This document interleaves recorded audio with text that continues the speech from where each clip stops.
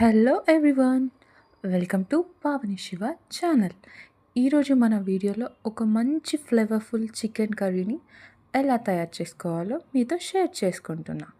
ముందుగా మనం తీసుకున్న చికెన్ని క్లీన్గా వాష్ చేసుకొని ఒక బౌల్లో వేసుకోవాలి.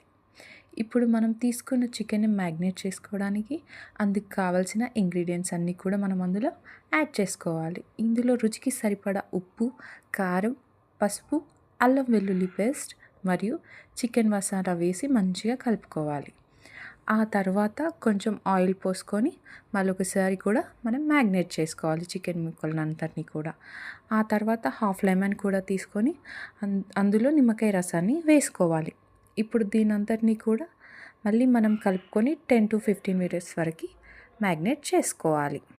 ఇలా మ్యాగ్నేట్ చేసుకోవడం వలన ఆ చికెన్ ముక్కలు కూడా మంచిగా సాఫ్ట్గా వచ్చేస్తాయి. ఇప్పుడు మనం కర్రీని ప్రిపేర్ చేసుకోవడానికి పచ్చిమిర్చి, ఆనియన్, కొత్తిమీర అవన్నిటిని కూడా మనకు కావాల్సిన షేప్లో మనం కట్ చేసుకొని పెట్టుకోవాలి.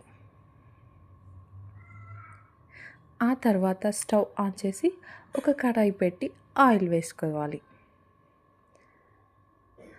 ఆయిల్ వేడెక్కాక అందులో మనం మసాలా దినుసులు వేసుకోవాలి. ఆ తర్వాత మనం ముందుగా కట్ చేసి పెట్టుకున్నటువంటి పచ్చిమిర్చి, ఆనియన్ వేసుకొని మంచిగా కలుపుకోవాలి. ఆ తర్వాత ఆనియన్ గోల్డెన్ బ్రౌన్ కలర్ వచ్చిన తర్వాత అల్లం వెల్లుల్లి పేస్ట్ వేసుకొని కలుపుకోవాలి. ఇప్పుడు కొంచెం పసుపు వేసుకోవాలి.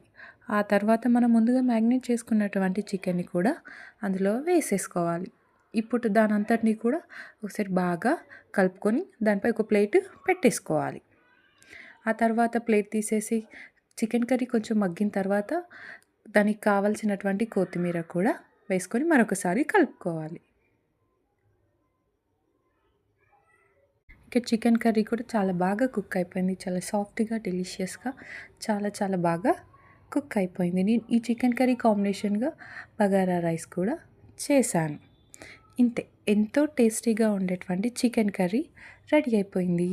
సో మా వీడియో కనుక మీకు నచ్చినట్లయితే మా వీడియోని లైక్ చేయండి, షేర్ చేయండి, సబ్స్క్రైబ్ చేయండి. Thank you for watching my channel.